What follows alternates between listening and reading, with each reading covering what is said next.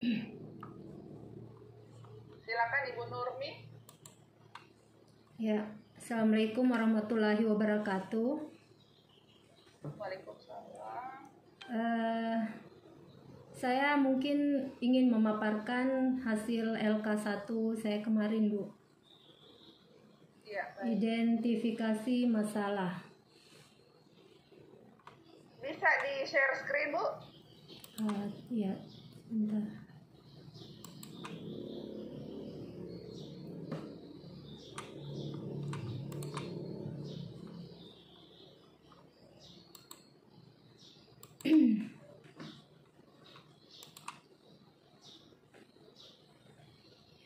Bisa dilihat, Bu?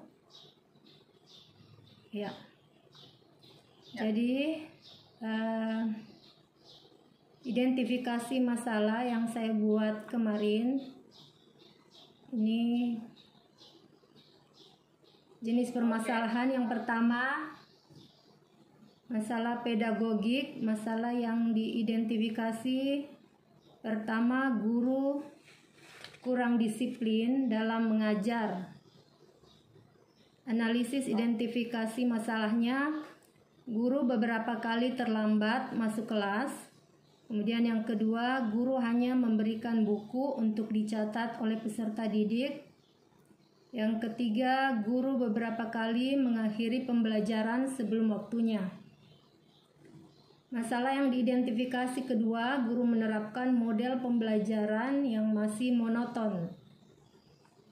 Analisis identifikasinya, guru lebih banyak menggunakan model ceramah saat menyampaikan materi.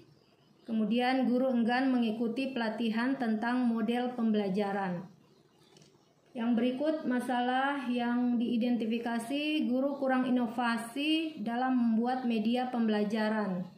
Dan analisis identifikasinya, guru masih menggunakan media yang sama pada setiap topik. Misalnya hanya menggunakan buku saja. Dan yang kedua, guru enggan membuat media pembelajaran karena terbatasnya sarana dan prasarana yang dimiliki guru itu sendiri.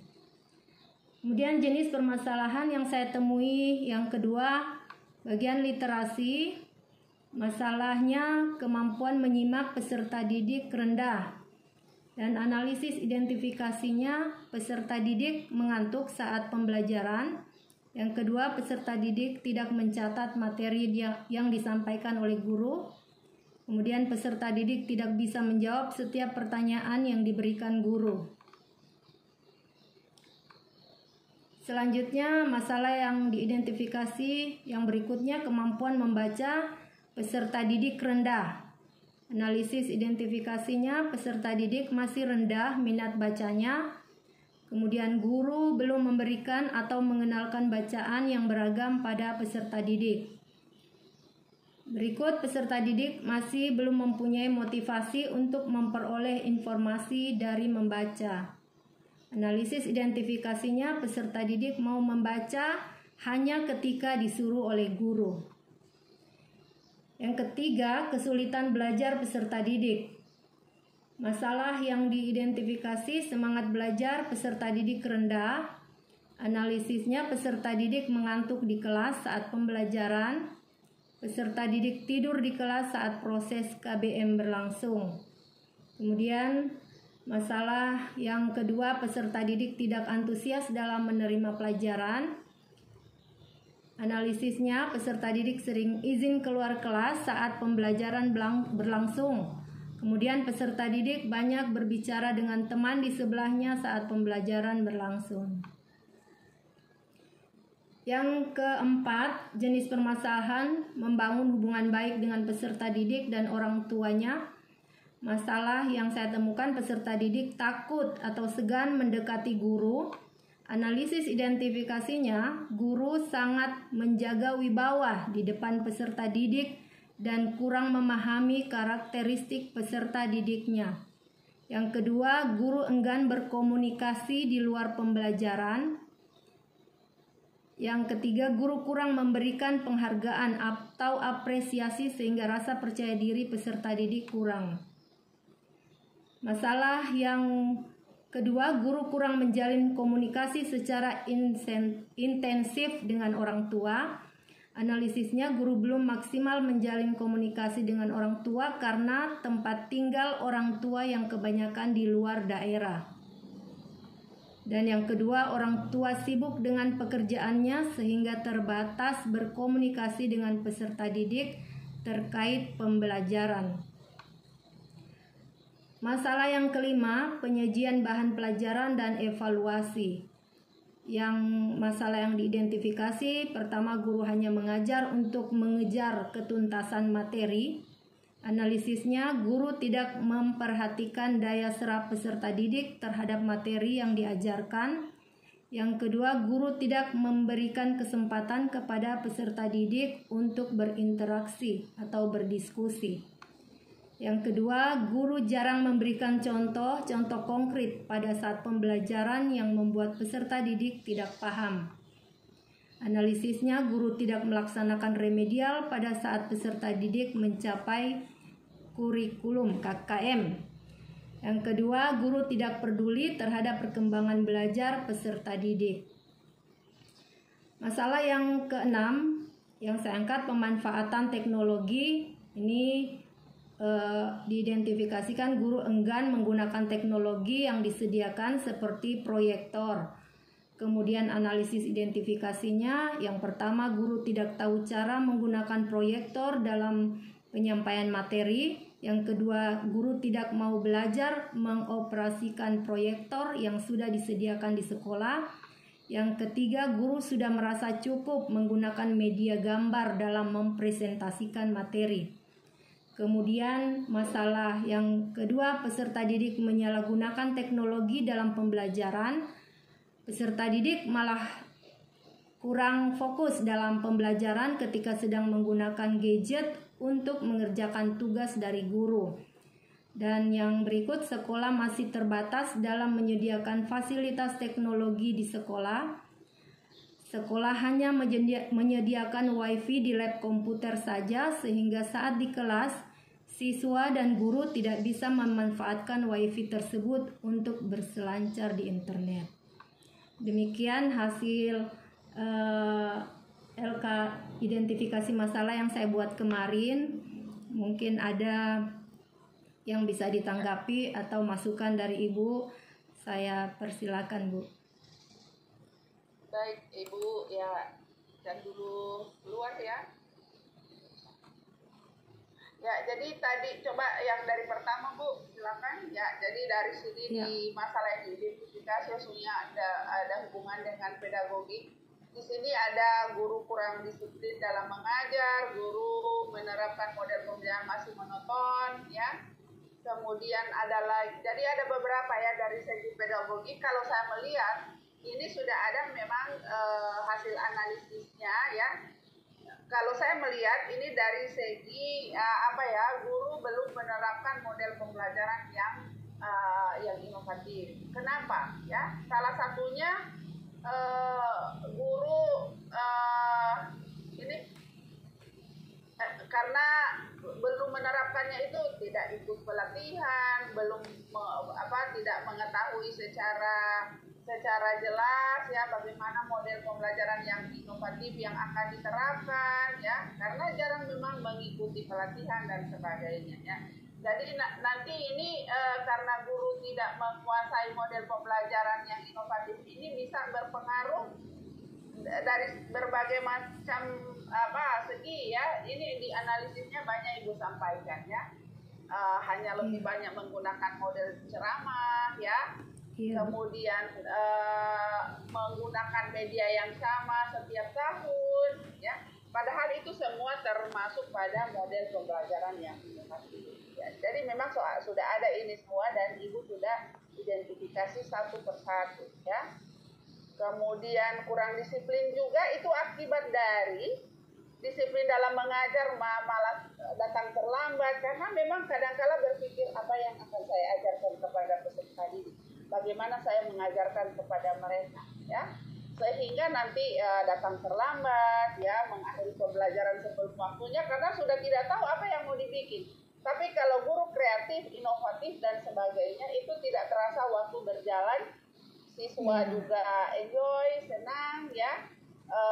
menikmati pembelajaran dan guru juga senang. Dan apalagi sekarang itu kan lebih ke student center.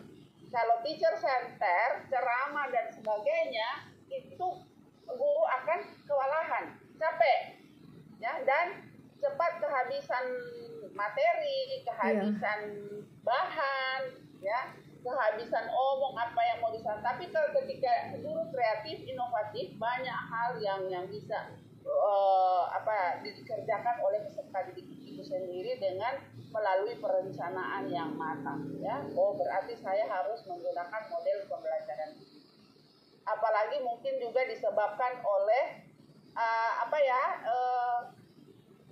dukungan dari pimpinan, dari kepala sekolah misalnya yang kurang.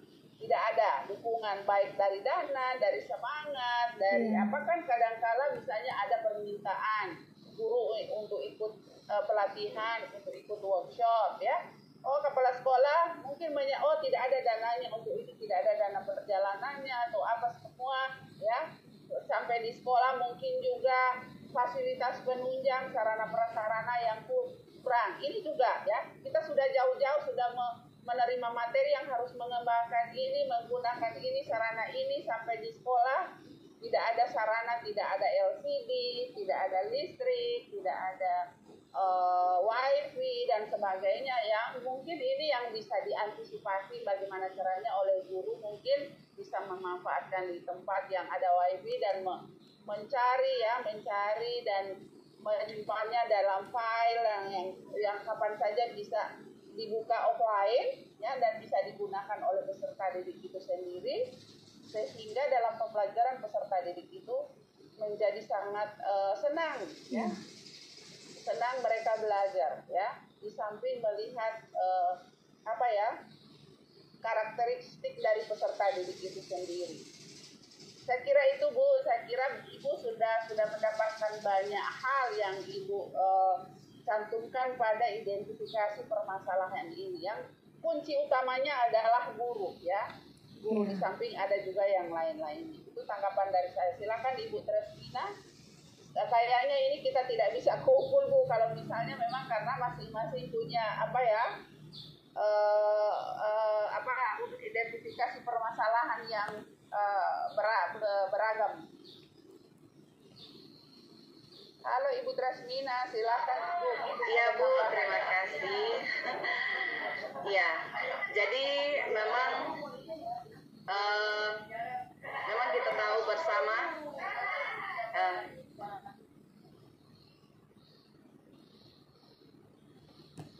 Suara Ibu unmute, Bu. Ya, terima kasih Ibu. Jadi memang kalau saya melihat identifikasi masalah sudah dibahas juga oleh Ibu Dokter. Ini memang seperti yang saya sampaikan kemarin, bahwa kembali kepada diri kita sendiri, kita mau berbuat atau tidak. Karena ini adalah tugas kita sebagai seorang guru. Jadi tinggal dari kita berinovasinya seperti apa, kreativitasnya seperti apa. Jadi memang Bapak Ibu, kalau kita mau melihat orang lain, ya, kalau kita mau melihat orang lain, kadang-kadang mohon maaf Ibu Dokter, memang kadang-kadang kalau misalnya dalam lingkungan sekolah itu kita sudah berbuat dengan susah payah, tapi ternyata masih ada juga yang lain sudah capek luar biasa, yang lain cuman agak sulit untuk menyesuaikan. Jadi memang kadang-kadang ada rasa ya, memang kodrat kita sebagai manusia seperti itu, ya. Tapi kalau misalnya kita cuma karena orang lain kita tidak berbuat, maka inilah hasilnya. Kita pasti akan menjadi guru yang kurang disiplin, kita akan menjadi guru yang monoton menggunakan model pembelajaran, kita akan menjadi guru yang tidak berinovasi, kita akan menjadi guru yang menerima apa adanya, seperti itu. Dan seperti yang disampaikan oleh Ibu Dokter tadi, bahwa memang tergantung daripada kepala sekolah pimpinan kita. Jadi kadang-kadang ada guru yang sudah berbuat banyak, tapi maksudnya bukan ucapan terima kasihnya, bukan seperti itu, tapi menghargai apa yang telah kita lakukan itu memang kadang-kadang berbeda-beda Bapak Ibu. Dan di sini di kita juga pengalaman juga seperti itu, bahwa kita sudah bersusah payah untuk melakukan kegiatan, tapi ternyata yang menghalangi itu justru bukan dari luar, ya kan? Bukan dari luar, tapi lingkungan kita sendiri.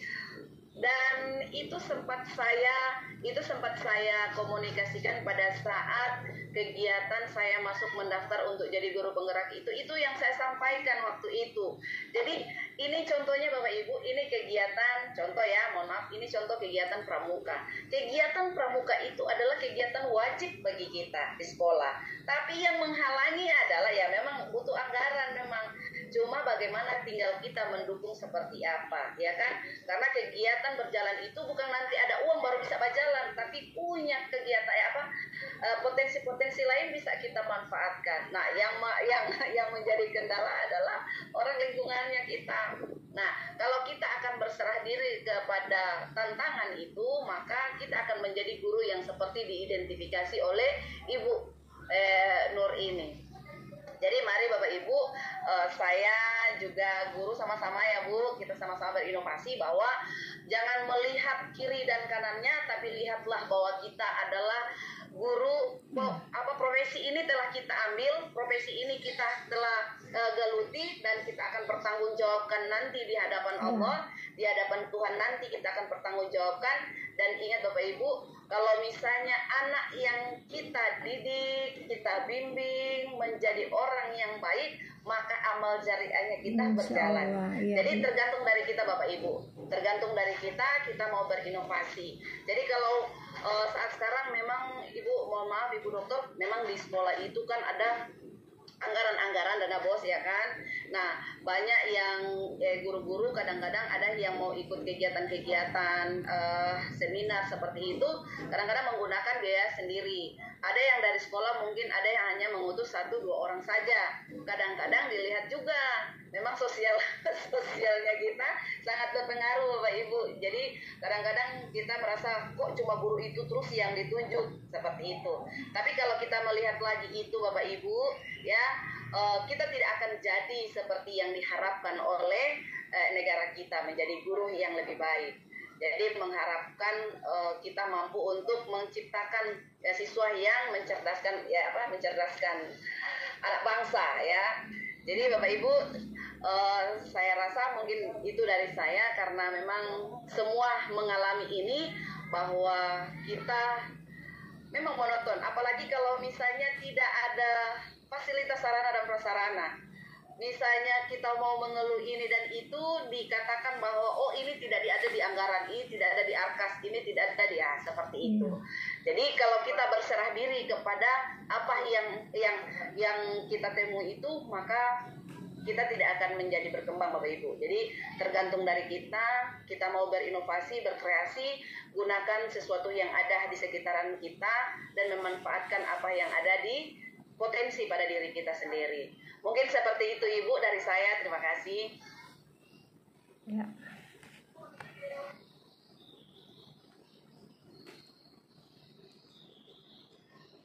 Ya, silakan Bapak Ibu, mungkin ada pendapat-pendapat lain dari atau tanggapan lain dari Bapak Ibu, atau langsung ke Ibu Dokter, silakan Bu, atau ke admin.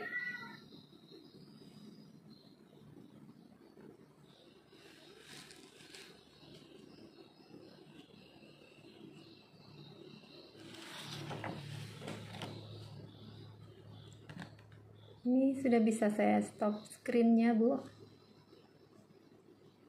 Iya. Stop screen. Ibu Dok. Boleh saya menambahkan, Bu? Ya, silakan. Ya, sambil menunggu Ibu Dokter, silakan. Ya, terima kasih. Assalamualaikum warahmatullahi wabarakatuh, dan selamat pagi buat kita semua. Terima kasih atas kesempatan yang diberikan. Kebetulan Ibu Nurmiati ini satu sekolah dengan saya. Kita sama-sama dari SMP Negeri 2 Biau. Ya, jadi yang beliau paparkan tadi, ya itu sudah secara umum, ya yang terjadi di sekolah. Ya, sekedar sharing saja. Ya, seperti yang Ibu sampaikan tadi. Kita mau berbuat, tapi orang-orang yang di lingkungan kita yang ini. Contohnya saja, hanya sharing saja, ini saya ikut grup penggerak saja, yang lain itu komentarnya itu yang kenapa mau jadi kepala sekolah, ya yang seperti itu, yang artinya kurang mendukung, ya. Tiap hari bawa-bawa LCD, ya begitu. Ya, jadi seperti yang Ibu sampaikan bahwa orang-orang yang di sekitar itu yang mematahkan semangat kita.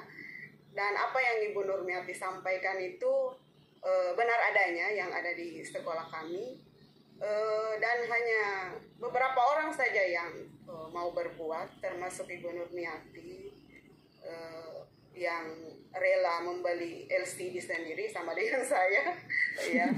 Kemudian kalau saya itu kan mengajar di kelas 7, WiFi itu tidak sampai ke kelas 7, jadi saya menggunakan data sendiri, ya. Dan identifikasi masalah yang saya ini di LK, ya termasuk itu juga saya sudah memanfaatkan teknologi, tapi saya merasa belum maksimal. Kemudian ya jadi sudah mau curhat, sudah ke LK ini. Ya silakan. Ya jadi ini sesi curhat, curhat apa yang terjadi di sekolah kita. Iya. Dan itulah kenyataannya Bapak Ibu. Iya. Karena kebetulan kita satu sekolah, jadi tahu sekali persoalan apa yang ada di sekolah, itu yang sering terlambat, yang kasih buku dan lain sebagainya, ya itu benar-benar terjadi. Kemudian itu enggan mau meningkatkan kompetensi, jadi yang dipanggil yang dipanggil BIMTEK dan lain sebagainya itu saja, ya. Kemudian ini pendekatan ke peserta didik yang ini, jadi seperti jaga image lah, ya, tidak mengerti dengan keadaan peserta didik, ya, belum mengetahui asal usul peserta didik, sudah ini, padahal belum ditahu, oh ternyata siswa ini anaknya ini, seperti itu, sudah menghakimi, ya, tetapi belum mengetahui kenapa dengan anak ini, ya. Ibu Nurmi ini bersama saya kurang lebih 1 tahun, Bu Nurmi? Iya. Ya, kurang lebih 1 tahun. Tapi kita sudah saling kenal karena kita sama-sama satu rumpun. Ya, kita kenal di NGMP Bahasa Inggris. Dan alhamdulillah dengan adanya beliau, ya, saya sangat terbantu. Ya, kita setiap hari itu sharing tentang pembelajaran, tentang peserta didik, ya. Semuanya yang terjadi di sekolah. Ya, itu saja sih dari saya, tambahan dari saya. Terima kasih. Assalamualaikum warahmatullahi wabarakatuh. Waalaikumsalam warahmatullahi wabarakatuh. Ya, memang terima kasih Ibu. Jadi memang itulah yang terjadi kepada kita. Jadi kita sudah berbuat dengan susah payah, dan itulah kadang-kadang kita butuh motivasi juga. Jadi bukan hanya siswa yang butuh motivasi, tapi kita juga seperti itu. Dan memang seperti itu Bu. Tapi kembali kepada kita. Kita kembali melihat bahwa ini adalah tanggung jawab kita dan kita nantinya akan dimintakan pertanggungjawaban. Jadi kembali sih Bapak Ibu, kesadaran kita sebagai guru kita sudah mendapatkan hasil yang kita inginkan, dan kita lihat kembali bahwa di luar sana masih banyak yang sangat membutuhkan pekerjaan kita. Dan kita sudah berada di pekerjaan ini, mari sama-sama kita cintai pekerjaan ini. Dan kalau membentuk satu benda Bapak Ibu, jadi butuh proses juga kalau membentuk satu benda. Jadi ketika kita mau gunting benda, mau buat kreativitas apa, itu langsung jadi. Tapi kalau membentuk karakter anak, memang butuh perjuangan, butuh butuh kerja keras, ya. Karena yang akan kita bentuk ini adalah karakter siswa, ya, karakter kita juga. Jadi mudah-mudahan Bapak Ibu yang telah ikut di kegiatan ini kembali kepada diri kita, menyadari bahwa kita adalah guru, tidak peduli bahwa kita nantinya akan diminta pertanggungjawaban bukan karena siapa dan kepada siapa, tapi dia akan meminta pertanggungjawaban kepada kita apa yang telah kita lakukan. Dan insya Allah menjadi amal jariah Bapak Ibu, ketika anak-anak yang kita hasilkan adalah yang terbaik, maka dialah yang akan membawa dan mengangkat dan akan menjadi saksi buat kita nanti insya Allah. Amin. Ya seperti itu. Silakan Bu Dokter. Ya, amin. Baik, ya. Saya kira Ibu siapa ya tadi ya? Nurmiati Bu. Saya Bu Nurmiati. Ibu Lucy tadi Oh, hanya ya. menambahkan ya. Mungkin kita batasi waktu untuk setiap orang supaya bisa dapat semuanya ya. Oke, baik. Jadi itu sudah banyak tambahan Ibu Nurmia. Iya. Silakan Terima yang kasih, berikut, Bu Ibu Dokter. Siapa ya? Tadi saya sebut yang kedua siapa ya? Ini ada Ibu Hastuti. Bu Sri Astuti, Bu. Ya, silakan. Ya baik, Assalamualaikum warahmatullahi wabarakatuh. Terima kasih atas kesempatan yang diberikan kepada saya, Bapak Ibu Guru. Saya di sini akan memaparkan hasil LK saya kemarin.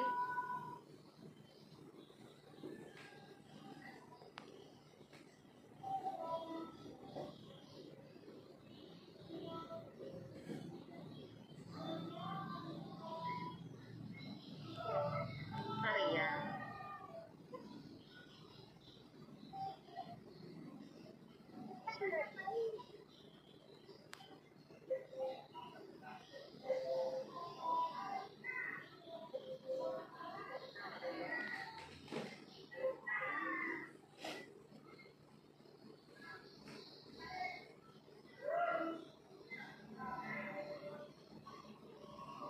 Jadi hasil LK saya yang dibuat kemarin sore, Bu. Tolong di close dulu ini office. Ya. Tadi ada jenis permasalahannya membangun relasi dengan siswa, masalah di komunikasi yang tidak efektif. Ya, Bu. Ya. Membangun relasi dengan siswa.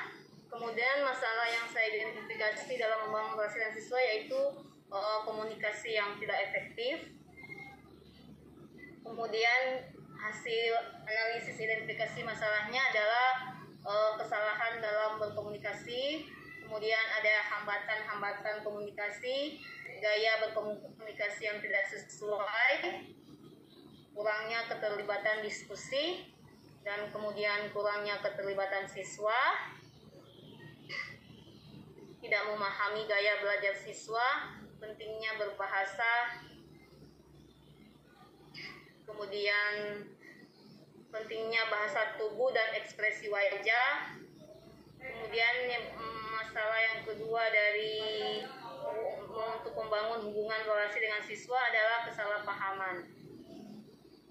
Kemudian yang kedua saya mengambil masalah membangun disiplin positif.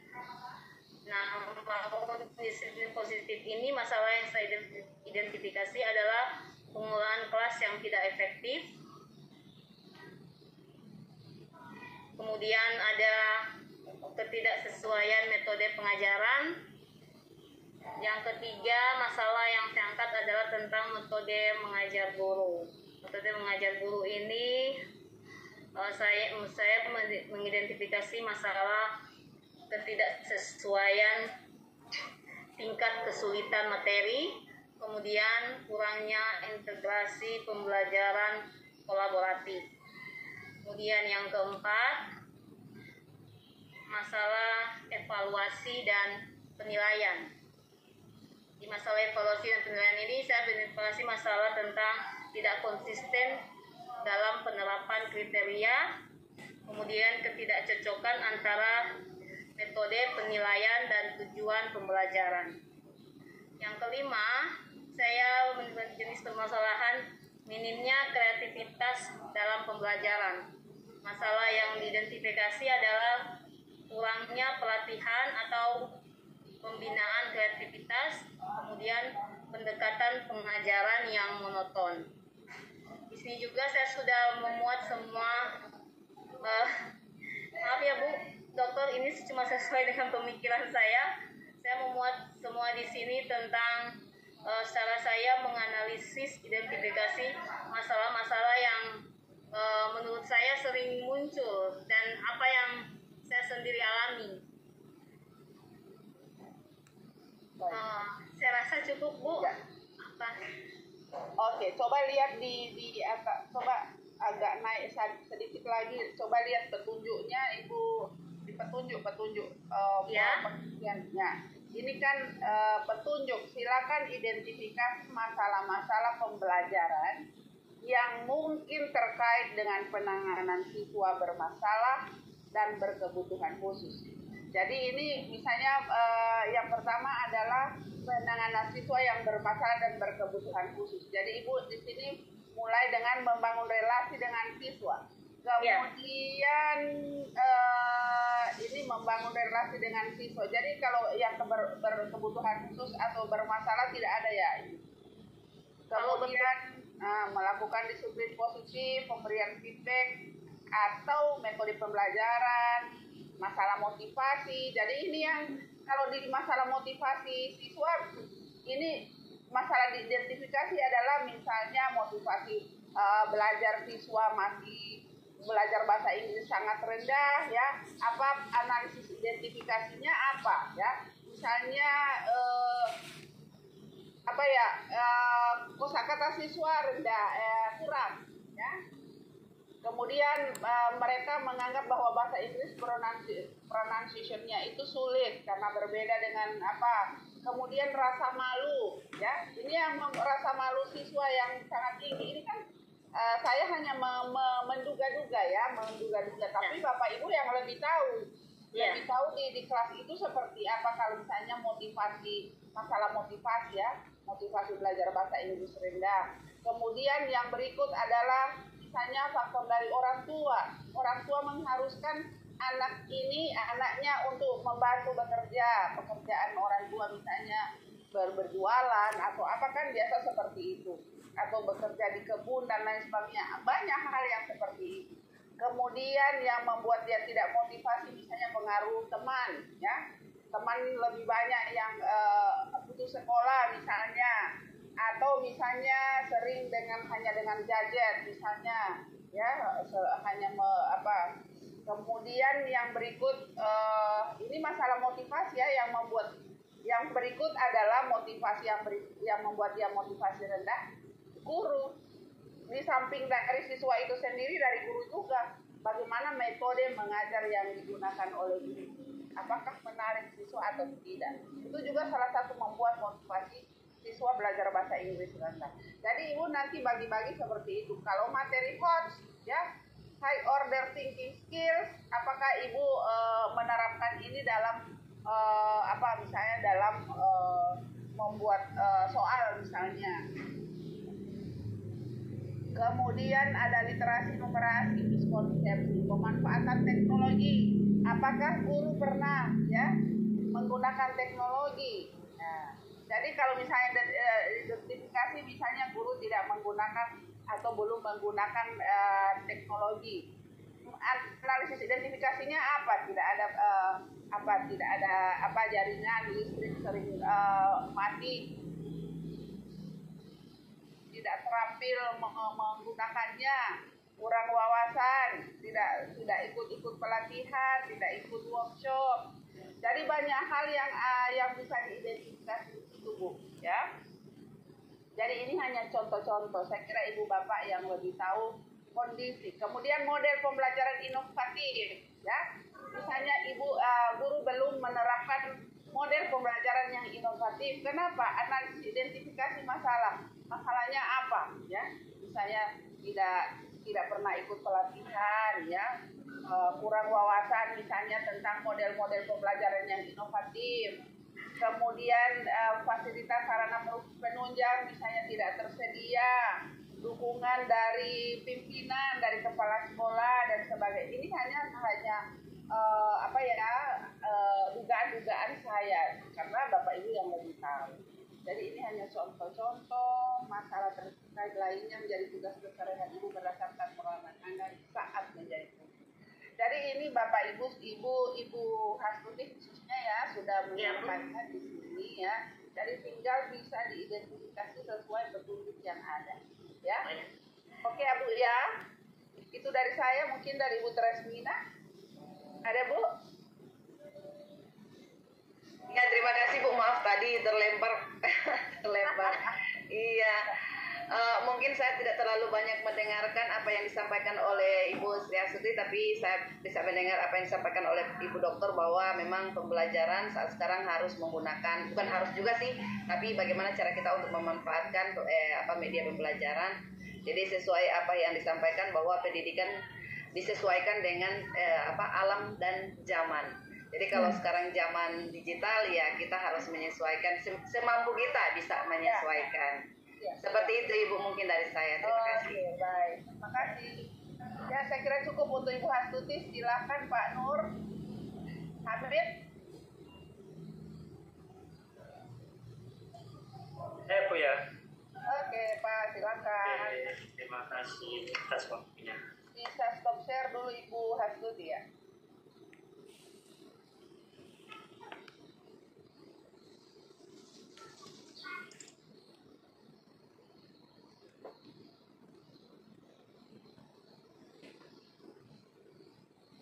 Assalamualaikum warahmatullahi wabarakatuh. Waalaikumsalam. Mungkin sebelumnya saya memaparkan identifikasi saya mengilas balik background dari sekolah kami. Sekolah kami itu berbasis pesantren. Oke, baik. Tidak dengan sekolah yang berbasis di luar. Jadi di pesantren itu anak di asrama dan jauh dari orang tua. Jadi banyak sekali masalah-masalah yang sangat kompleks dalam pesantren. Karena anak-anak itu belajar ibaratnya 24 jam. Mulai dari jam 7 pagi, 7.30, nanti sampai jam 12 malam itu masih action terus. Itu di background kami. Ya. Makanya banyak sekali masalah-masalah yang muncul, diantaranya Bapak masih sama dengan siapa tadi, masalah tingkat literasinya dari minat belajarnya sangat rendah. Karena tadi peserta didik akhirnya dari analisis kami ada yang tidur ya. Karena kecapean dari belajar aktif sampai kira-kira hampir jam 12 itu baru tidur anak-anak itu. Kemudian masih rendahnya minim vocabulary, karena rendahnya belajar bahasa Inggris. Kemudian peserta didik sulit mempraktekkan dari membaca bahasa Inggris tadi karena pronunciation seperti yang dikatakan Bu dosen tadi, bahwasanya memang minim anak-anak kami itu di vocabulary. Karena kalau sudah vocabulary itu sangat minim, otomatis anak itu akan cenderung malas belajar karena sulit untuk memahami. Itu analisis kami. Kemudian dari kesulitan yang berkebutuhan khusus, peserta didik sulit atau mampu mengidentifikasi konteks gagasan utama dalam sebuah teks. Sebagian besar peserta berkaitan mengidentifikasi konteks gagasan utama masih rendah, yaitu tadi karena minimnya vocabulary tadi. Kemudian saya percepat dulu ya di waktunya. Kemudian membangun relasi dengan orang tua, karena di kita basisnya pesantren, anak itu jauh dari orang tua. Kalau anak sudah jauh dari orang tua itu kadang itu tidak ada yang mengontrol, ini jamnya belajar, ini jamnya kadang ada keamanan, ada tim sendiri, tapi beda dengan kalau jauh dengan orang tua.